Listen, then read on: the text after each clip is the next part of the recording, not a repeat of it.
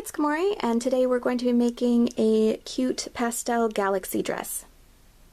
For this dress, I'm going to be trying out one of Cutso's fashion patterns as opposed to one of their cosplay patterns, and it is style number 32, the Moonrise Mod pattern.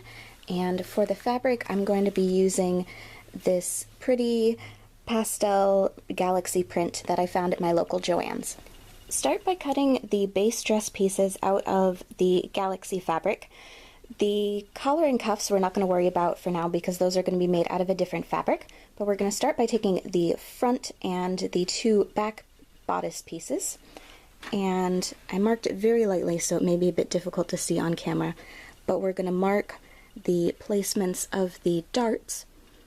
Then we're going to fold the material and sew it along the marks. Once the darts have been sewn, press them flat, and we're going to zigzag around the edges of the pieces to keep them from fraying. Then, putting right sides together, we're going to sew the back to the front of the bodice, along the shoulder seams and along the side seams. Then we're going to take the skirt pieces, zigzag along the top and side edges, and sew them together along the two side seams. Then we're going to gather the skirt and sew it onto the bottom edge of the bodice.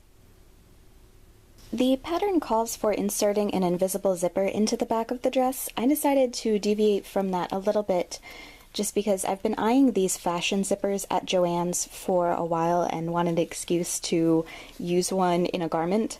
So I've never used these before, but what I'm going to try and do is I went ahead and sewed the back of the dress up closed, pressed it flat, and now I'm going to position the zipper on top so that way we can see all the pretty lace around the edges and sew it in place on top of the seam.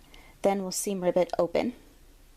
And here's what it looks like once the zipper has been sewn on and the seam ripped open. To make the collar, we're going to cut 4 of the collar pieces out of some black matte satin, and then on 2 of the pieces we're going to apply some fusible interfacing. Then we're going to put right sides together and sew the collar piece together along the side, around the bottom, and up around the curve. Next, we're going to take the collar pieces and turn them right side out and press them flat. Now we're going to sew the collar to the neckline of the dress. The pattern calls for attaching the collar using a French seam. I ended up just zigzagging the edge and top stitching the collar because I misread the instructions and I installed the zipper too early. That's supposed to be one of the last steps, and I did it before attaching the collar, so that's why I'm deviating in that respect. I think it probably would have been cuter with the French seam, but it is what it is. Moving on to the sleeve pieces, we're going to zigzag around the edges to keep them from fraying, and we're also going to sew a stitch for gathering along the top and along the bottom of the sleeve. Take the sleeve cuff pieces and apply some fusible interfacing to the backs of them. Then we're going to fold them in half and press them flat.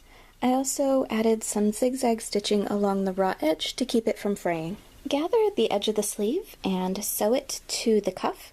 Then we're going to fold the sleeve in half, putting right sides together, and sew it together along the side.